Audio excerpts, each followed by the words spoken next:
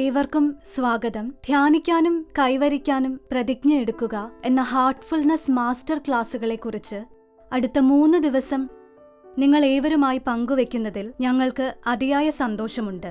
അടുത്ത 3 ദിവസങ്ങളിലായി ഈ മാസ്റ്റർ ക്ലാസുകൾക്ക് കമലേഷ് പട്ടേൽ നേതൃത്വം നൽകും. അദ്ദേഹം ഹാർട്ട്ഫുൾനെസ് സ്ഥാപനത്തിന്റെ ആഗോള മാർഗദർശിയാണ്. നമുക്ക് പരിപാടി ആരംഭിക്കാം. ഇന്ന് ഞാൻ ചെയ്യാൻ പോകുന്നത് നിങ്ങളെ ധ്യാന പ്രക്രിയയിലൂടെ നടത്തിക്കൊണ്ടുപോകാൻ ശ്രമിക്കുകയാണ്. നമുക്ക് ഈ ധ്യാനത്തെ ശാസ്ത്രീയമായി സമീപിക്കാം. സയൻസിൽ നാം എന്താണ് ചെയ്യാൻ ശ്രമിക്കുന്നത്? നിങ്ങൾക്ക് ഒരു പരീക്ഷണമുണ്ട്. ഫാർമസ്യൂട്ടിക്കൽ കമ്പനികളിൽ പുതിയ തന്മാത്രകളിന്മേൽ അതിൻ്റെ ഗുണനിലവാരം പരിശോധിക്കുന്നതിന് വേണ്ടി ഗവേഷണങ്ങൾ നടത്തുമ്പോൾ എന്താണ് സംഭവിക്കുന്നത്? ഒരു പ്രത്യേക മരുന്ന് ഒരു പ്രത്യേക അസുഖത്തിന് ഗുണപ്രദമാകും എന്ന് വിളംബരം ചെയ്യുന്നതിന് മുമ്പ് അത് പ്ലാസിബോ അഥവാ മരുന്നെന്ന പേരിൽ മരുന്നില്ലാത്ത വസ്തുവുമായി താരതമ്യം ചെയ്യും. ആദ്യം മൃഗങ്ങളിൽ അത് പരീക്ഷിക്കും. പിന്നീട് വേണ്ടത്ര സുരക്ഷാ നിബന്ധനകളോടെ അത് മനുഷ്യരിൽ പരീക്ഷിക്കുന്നു. അവിടെയും പ്ലാസിബോയുമായി യഥാർത്ഥ മരുന്ന് താരതമ്യം ചെയ്യും. ധ്യാനത്തിന് എത്തരത്തിലുള്ള പ്ലാസിബോ ആണ് നാം പ്രയോഗിക്കുക? സംപ്രേഷണമില്ലാതെയും സംപ്രേഷണത്തോടു കൂടിയതുമായ ധ്യാനം പരീക്ഷിച്ചു നോക്കാം. ഹാർട്ട്ഫുൾനെസ് ധ്യാനത്തിൻ്റെ പ്രത്യേകതയാണ് സംപ്രേഷണം. സംപ്രേഷണമില്ലാത്ത ഹാർട്ട്ഫുൾനെസ് ധ്യാനം മറ്റേതു ധ്യാനം പോലെയുമായിരിക്കും. പ്രാണാഹുതി എന്ന സംസ്കൃത വാക്കിൽ നിന്നാണ് പ്രാണാഹുതി എന്ന പദം തർജ്ജമ ചെയ്തിരിക്കുന്നത്. പ്രാണാഹുതി എന്നാൽ ത്യാഗമാണ്. മറ്റൊരു ജീവശക്തിയുടെ പോഷകത്തിനു വേണ്ടി നിങ്ങളുടെ ജീവശക്തി പകർന്നു കൊടുക്കുന്നതാണ് പ്രാണാഹുതി അഥവാ സംപ്രേഷണം. പരിമിതമായ കഴിവുള്ള ഒരു വ്യക്തി ആ സത്ത സംപ്രേഷണം ചെയ്യുമ്പോൾ ആ വ്യക്തിയിൽ അത് തീർന്നു പോകും. എന്നാൽ യോഗ പരിശീലനത്തിൽ പരമസത്തയിൽ വിലയം പ്രാപിച്ച ഒരു യോഗിക്ക് സ്രോതസ്സിൽ നിന്നും ആ ശക്തി എടുത്തുപയോഗിക്കുവാൻ സാധിക്കുന്നു. അതിൻ്റെ ഫലമായി നമുക്ക് അഗാധ ബോധതലങ്ങളിലേക്ക് ഇറങ്ങിച്ചെല്ലുന്നതിനും അതനുഭവിക്കുന്നതിനും സാധിക്കുന്നു. അതുകൊണ്ട് പ്രിയ സുഹൃത്തുക്കളെ, ഈ പ്രാണാഹുതിയുടെ ഗുണഫലം നിങ്ങളെല്ലാവരും അനുഭവിക്കണമെന്ന് ഞാൻ ആഗ്രഹിക്കുന്നു. പ്രാണാഹുതിയുടെ ശരിയായ അർത്ഥം എന്തെന്ന് വിവരിക്കുന്നതിന് പരോക്ഷമായൊരു ഉദാഹരണം ഞാൻ നിങ്ങൾക്ക് നൽകാം. നാം എല്ലാവരും ആഹാരം കഴിക്കാറുണ്ട്. എല്ലാ പോഷകങ്ങളുമടങ്ങിയ ഒരു സമീകൃതാഹാരം. കൂടാതെ വിറ്റാമിനുകളും ധാതുക്കളും മറ്റു പരിപൂരകങ്ങളും നാം കഴിക്കാറുണ്ട്. ഭൗതിക തലത്തിൽ ആരോഗ്യത്തോടുകൂടി നിലനിൽക്കുന്നതിനു വേണ്ടിയാണ് നാം ഇതെല്ലാം ചെയ്യുന്നത്. നമ്മുടെ നിലനിൽപ്പിൽ അടുത്തത് മാനസിക തലമാണ്. നാം ബുദ്ധിയെ സമ്പുഷ്ടമാക്കുന്നു. വിദ്യാഭ്യാസ സമ്പ്രദായം കൊണ്ട് നമ്മുടെ മനസ്സിനെ പോഷിപ്പിക്കുന്നു. നാം പരസ്പരം ആശയവിനിമയം നടത്തുന്നു. മാതാപിതാക്കളിൽ നിന്നും മുതിർന്നവരിൽ നിന്നും നാം പാഠങ്ങൾ പഠിക്കുന്നു. പഠനത്തിനു വേണ്ടി പുസ്തകങ്ങൾ നമ്മെ സഹായിക്കുന്നു. ഇത്തരം ആശയവിനിമയം കൊണ്ട് നാം അറിവ് നേടുന്നു, ചിന്തിക്കുവാൻ ആരംഭിക്കുന്നു. ഇങ്ങനെയാണ് നാം മനസ്സിനെ സമ്പുഷ്ടമാക്കുന്നത്. മാനസിക തലത്തിൽ ഇത് സംഭവിക്കുന്നതിന് ധാരാളം മാർഗങ്ങളുണ്ട്. ശരീരത്തെ പോഷിപ്പിക്കുന്നത് എളുപ്പമാണ്. അതിലും എളുപ്പമാണ് മനസ്സിനെ പരിപോഷിപ്പിക്കുവാൻ. എന്നാൽ സുപ്രധാന വസ്തുത ഈ 2 തലങ്ങളെയും താങ്ങി നിർത്തുന്നത് It is there. ആത്മാവാണ് How എന്നതാണ്. are we going to enrich ഇതിനെ such a life force? നിങ്ങൾ സോൾ എന്നോ ആത്മാവെന്നോ Its roots. ജീവനെന്നോ റൂഹ് എന്നോ എന്തു വേണമെങ്കിലും വിളിച്ചുകൊള്ളൂ. അതവിടെയുണ്ട്. ആ ജീവശക്തിയെ, അതിൻ്റെ വേരിനെ എങ്ങനെയാണ് പോഷിപ്പിക്കുക? കേനോപനിഷത്തിൽ ഇതിനെ വളരെ മനോഹരമായി വിവരിച്ചിട്ടുണ്ട്. പ്രാണസ്യ പ്രാണ എന്നാണ് അതിനെ പറയുന്നത്.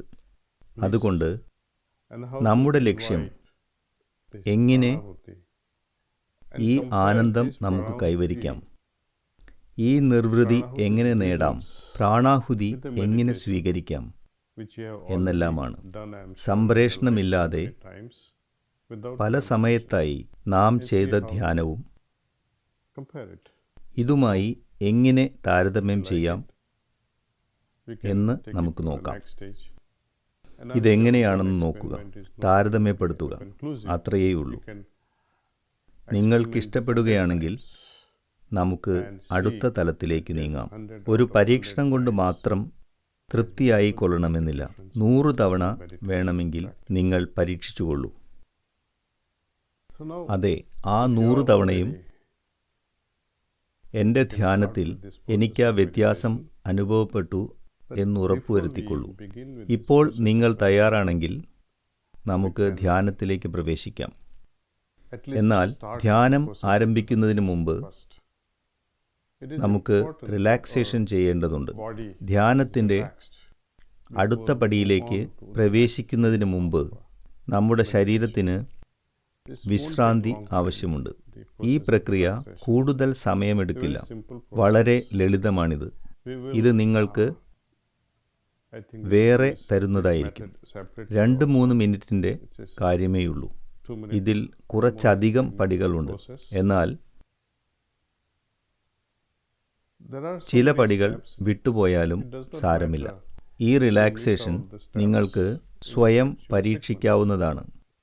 ഇത് നിങ്ങളിൽ മാത്രമല്ല, നിങ്ങളുടെ കുടുംബാംഗങ്ങളിലും സുഹൃത്തുക്കളിലും പ്രയോഗിച്ച് അതിൻ്റെ അനിതര സാധാരണ ഫലം മനസ്സിലാക്കാവുന്നതാണ്. റിലാക്സേഷൻ വളരെ ആഴത്തിൽ പ്രവർത്തിക്കുന്നതായി ഞാൻ കണ്ടിട്ടുണ്ട്. പ്രത്യേകിച്ച് ധ്യാനത്തിന് തൊട്ടുമുമ്പ്. ധ്യാനം എങ്ങനെയാണ് മാറുന്നതെന്ന് ശ്രദ്ധിച്ചുകൊള്ളൂ.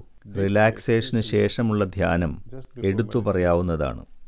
നാം ഉറങ്ങാൻ പോകുമ്പോഴാണ് റിലാക്സേഷൻ്റെ ഫലം വീണ്ടും കാണുന്നത്.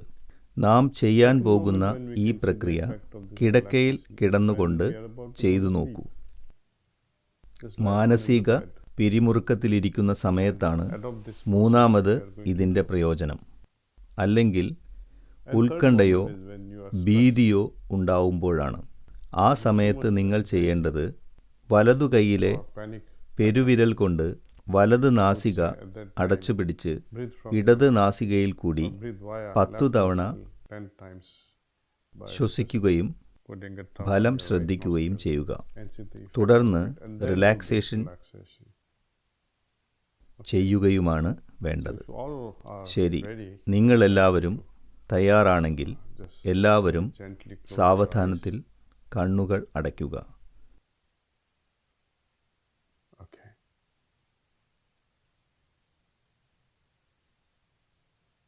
സുഖമായിരിക്കൂ.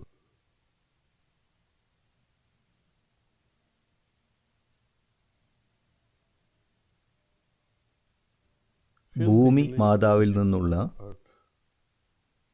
സുഖപ്പെടുത്തുന്ന ഊർജം കാൽവിരലുകളിലൂടെ, പടങ്ങളിലൂടെ ഉയർന്ന്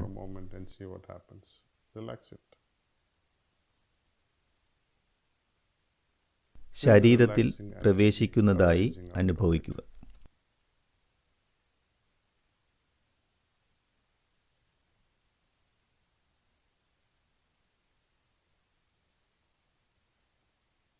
കാൽവിരലുകൾ ചലിപ്പിച്ച് എന്ത് സംഭവിക്കുന്നു എന്ന് ശ്രദ്ധിക്കുക.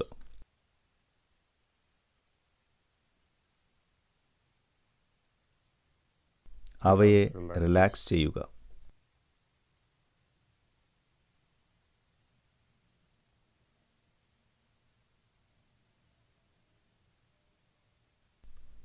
അതിൽ നിന്നുയരുന്ന റിലാക്സ് ചെയ്യുന്ന ഊർജത്തെ അനുഭവിക്കുക.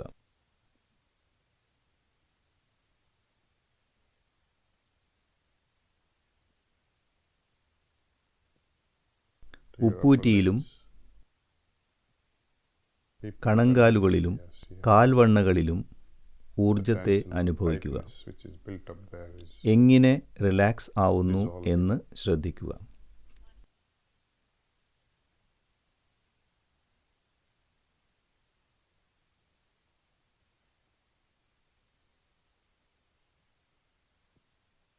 ഈ ഊർജം കാൽമുട്ടിലേക്ക് ഉയരുന്നത് ശ്രദ്ധിക്കുക.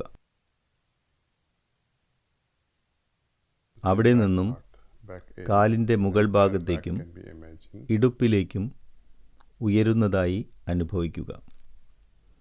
അവിടെയുണ്ടായിരുന്ന എല്ലാ പിരിമുറുക്കങ്ങളും സംഘർഷങ്ങളും ഇല്ലാതാവുന്നതായി ശ്രദ്ധിക്കുക.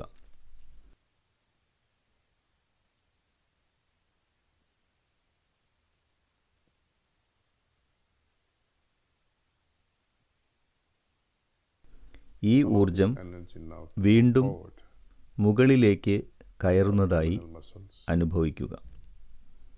നിങ്ങളുടെ പിൻഭാഗത്തേക്ക് വരുന്നത് ശ്രദ്ധിക്കുക. ചുമലുകൾ മുതൽ നട്ടെല്ലിൻ്റെ അടിഭാഗം വരെ ഭാവന ചെയ്യുക.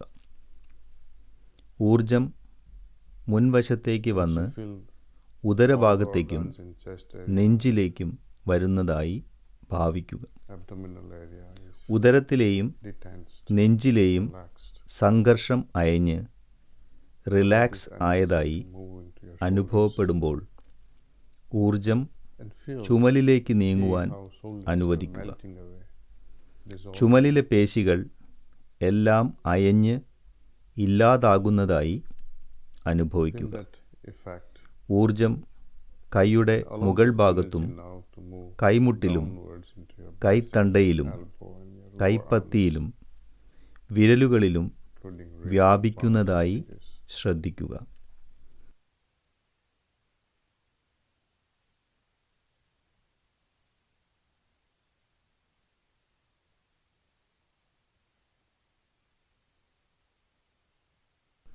വിരലുകളെല്ലാം തന്നെ അയഞ്ഞിരിക്കുന്നതായി അനുഭവിക്കുക.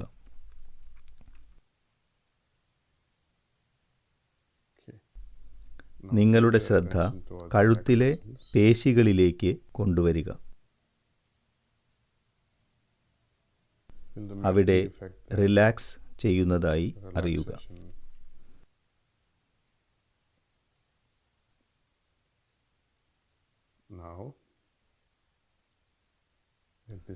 അവിടെ നിന്നത് താടിയെല്ലിലേക്ക് വരുന്നതായി അറിയുക. താടിയെല്ല് റിലാക്സ് ചെയ്യുന്നതായി അറിയുക.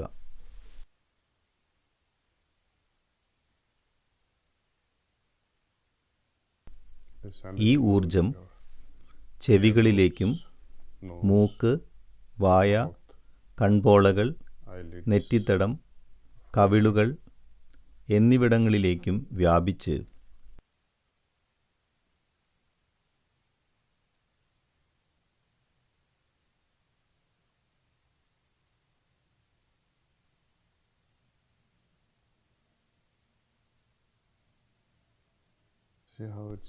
എങ്ങനെ റിലാക്സ് ആവുന്നു എന്ന് ശ്രദ്ധിക്കുക.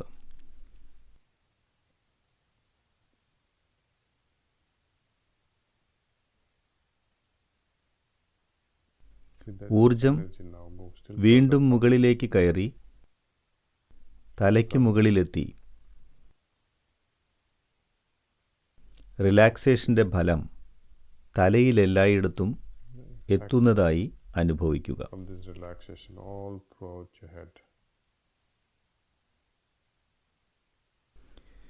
ഇപ്പോൾ സാവധാനത്തിൽ മുകളിൽ നിന്നും താഴെ വരെയോ അല്ലെങ്കിൽ താഴെ നിന്നും മുകൾ ഭാഗം വരെയോ ശരീരത്തിൻ്റെ എല്ലാ ഭാഗവും അവലോകനം ചെയ്യുക. എല്ലാ ഭാഗവും റിലാക്സ് ആയതായി അനുഭവിക്കുക. എവിടെയെങ്കിലും If you have പിരിമുറുക്കം tension anywhere, അനുഭവപ്പെടുന്നുവെങ്കിൽ revisit that ആ organ. ഭാഗം ഒന്നുകൂടി ഭാവനയിൽ കണ്ട് Allow the അവിടെ healing energy ഭൂമി മാതാവിൻ്റെ ഊർജം enter. പ്രവേശിക്കുന്നതായി സങ്കൽപ്പിക്കുക. ശരീരത്തിൻ്റെ Once you എല്ലാ feel ഭാഗവും this uniform feeling ഒരുപോലെ all throughout the system, സ്വസ്ഥമാവുമ്പോൾ നിങ്ങളുടെ ശ്രദ്ധ gently bring your attention ഹൃദയത്തിലേക്ക് towards the കൊണ്ടുവരിക. ഇപ്പോൾ നമ്മൾ ധ്യാനിക്കാൻ തയ്യാറായി കഴിഞ്ഞു. We are ready to ധ്യാന പ്രക്രിയ ഇവിടെ വളരെ ലളിതമാണ്. process of meditation is very ഞാൻ simple. നിങ്ങളിലേക്ക് സംപ്രേഷണം I will be ചെയ്യുകയും transmitting to you. നിങ്ങളെല്ലാം You will be experiencing അതിൻ്റെ the effect of this. ഫലമനുഭവിക്കുകയും ചെയ്യും. Please sit with നിങ്ങളിരിക്കുന്ന very comfortable posture. ആയാസരഹിതമായ ആ അവസ്ഥയിൽ തന്നെ ഇരിക്കുക. Down very gently ശ്രദ്ധ towards the heart. മൃദുവായി ഹൃദയത്തിലേക്ക് തിരിക്കുക. Think that the divine ഹൃദയത്തിൽ കുടികൊള്ളുന്ന ദിവ്യപ്രകാശം is already present എൻ്റെ inside, ശ്രദ്ധയെ drawing ഉള്ളിലേക്ക് ആകർഷിക്കുന്നുണ്ടെന്ന് is pulling my ചിന്തിക്കുക. attention inward.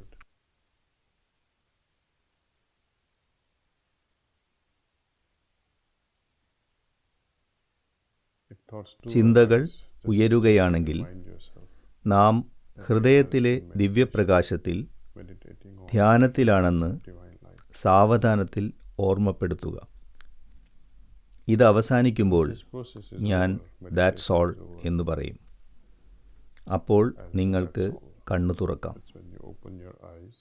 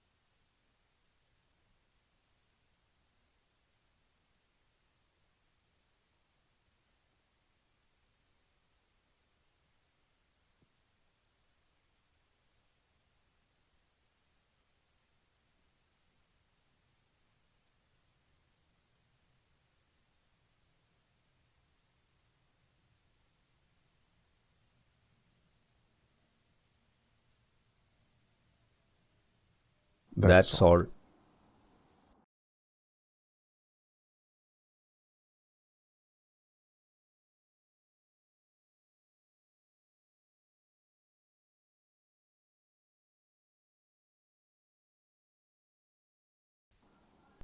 നമ്മുടെ മാതാപിതാക്കളിൽ നിന്നോ സ്നേഹിതരിൽ നിന്നോ മറ്റ് വേണ്ടപ്പെട്ടവരിൽ നിന്നോ ലഭിച്ച ഏറ്റവും നല്ല ഉപദേശം നമുക്ക് ഓർത്തെടുക്കാം.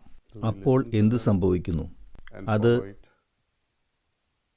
ഞാൻ ശ്രമിച്ച് വേണ്ട രീതിയിൽ പ്രവർത്തിക്കാറുണ്ടോ? നാം ചിലപ്പോൾ ശ്രദ്ധിക്കും, അതേക്കുറിച്ച് ചിന്തിക്കും. അതിനുശേഷം എന്തു ചെയ്യും? നമുക്ക് അറിവ് ലഭ്യമായ ഒരു സാഹചര്യത്തെക്കുറിച്ച് ചിന്തിക്കാം. സർവവ്യാപിയായ ഈശ്വരൻ എല്ലായിടത്തും ഉള്ളതുപോലെ തന്നെ അറിവും എല്ലായിടത്തുമുണ്ട്. മോഷ്ടിക്കരുത്, വഞ്ചിക്കരുത്, സത്യസന്ധരായിരിക്കണം മുതലായ സുവിദിതമായ അടിസ്ഥാന തത്വങ്ങൾ, അടിസ്ഥാന സദാചാര മൂല്യങ്ങൾ നമുക്കെല്ലാം അറിയാം. ദൈവം സർവവ്യാപിയാണ്. ദൈവം എല്ലാം അറിയുന്നവനാണ്. ഞാൻ സത്യസന്ധനായിരിക്കണം, വഞ്ചിക്കരുത് മുതലായ ഉപരിപ്ലവമായ അറിവുകൾ കൊണ്ട് ആരാണ് മാറിയിട്ടുള്ളത്? ആർക്കാണ് ഇത് അറിയാൻ പാടില്ലാത്തത്? എന്നിരുന്നാലും മാറ്റം വളരെ അകലെയാണ്. അനുഭവം പഠിപ്പിക്കുമെന്ന് ചിലർ പറയും. അറിവിനേക്കാൾ മെച്ചമാണ് അനുഭവം എന്നത് തീർച്ചയാണ്. ഈശ്വരൻ എല്ലായിടത്തുമുണ്ട് എന്ന ഉപരിപ്ലവമായ അറിവിനേക്കാൾ മനോഹരമല്ലേ എല്ലായിടത്തുമുള്ള ഈശ്വരനെ അനുഭവിക്കുന്നത്? അത്ഭുതകരമായ ഒരു സംഗതിയാണിത്. ധാരാളം കള്ളന്മാരുണ്ട്, എന്നാൽ അവർ കരുത്തന്മാരാകുന്നു. ഓരോ തവണ അവർ പിടിക്കപ്പെടുമ്പോഴും മോഷ്ടിക്കാനുള്ള പുതിയ വഴികൾ അവർ കണ്ടെത്തുന്നു. ജയിലിലടച്ചാൽ പോലും അവർ മാറുകയില്ല, മറിച്ച് കൂടുതൽ കരുത്തന്മാരായി മാറുന്നു. സ്വഭാവവും അതുപോലെയാണ്. ഉള്ളിൻ്റെ ഉള്ളിൽ പല ദുരൂഹ ചിന്തകളും അവർ ഉണ്ടാക്കുന്നു. മാറ്റം വേണമെന്ന് നമുക്ക് ഹൃദയത്തിൽ ഉണ്ടെങ്കിലും നമ്മുടെ അഹങ്കാരം കൊണ്ടോ ആഗ്രഹങ്ങൾ കൊണ്ടോ അകത്ത് ഒരു മരവിപ്പ് ബാധിച്ചതുപോലെയാണ്. മാറ്റം നമ്മളിൽ നിന്നും ഒഴിഞ്ഞു മാറി നിൽക്കുകയാണ്. പുറമേ നിന്നുള്ള സൂചനകളൊന്നും നമ്മെ സഹായിക്കുന്നതായി കാണുന്നില്ല. ഈ ചെറിയ ഉദാഹരണം തന്നെ ശ്രദ്ധിക്കാം. ഒരു നിരീക്ഷണം ഞാൻ വായിച്ചു. ഒരു ചിത്രത്തിലൂടെ നൽകിയ വളരെ ശക്തിമത്തായ സന്ദേശം. ഒരു മുട്ട ബാഹ്യശക്തി കൊണ്ട് പൊട്ടിച്ചാൽ ജീവൻ അവസാനിക്കും. സ്വാഭാവികമായും ഒരാന്തരിക ശക്തി കൊണ്ടാണ് ആ മുട്ട പൊട്ടുന്നതെങ്കിൽ ഒരു ജീവൻ ആരംഭിക്കുകയായി. മഹത്തായ കാര്യങ്ങൾ എപ്പോഴും ആരംഭിക്കുന്നത് ഉള്ളിൽ നിന്നാണ്. ദൈവം എല്ലായിടത്തുമുണ്ട്. നിങ്ങളിത് ചെയ്യുകയായിരിക്കും നല്ലത് എന്ന് പുറത്തുനിന്നും ആരെങ്കിലും അടിച്ചേൽപ്പിക്കാതെ അകത്തുനിന്നു തന്നെ ഹൃദയത്തിന് പ്രചോദനം ലഭിക്കുകയാണെങ്കിൽ എന്തു സംഭവിക്കുമെന്ന് ചിന്തിച്ചിട്ടുണ്ടോ? യഥാർത്ഥത്തിൽ ഹൃദയത്തിന് അകത്തുനിന്നാണ് പ്രചോദനവും പ്രോത്സാഹനവും ലഭിക്കുന്നതെങ്കിൽ ഇത്തരം പ്രചോദനാത്മകമായ സന്ദേശങ്ങൾ നന്നായി പ്രയോജനപ്പെടും. നിങ്ങൾ 5 പൗണ്ട് ഭാരം കുറയ്ക്കണം, 10 പൗണ്ട് ഭാരം കുറയ്ക്കണം.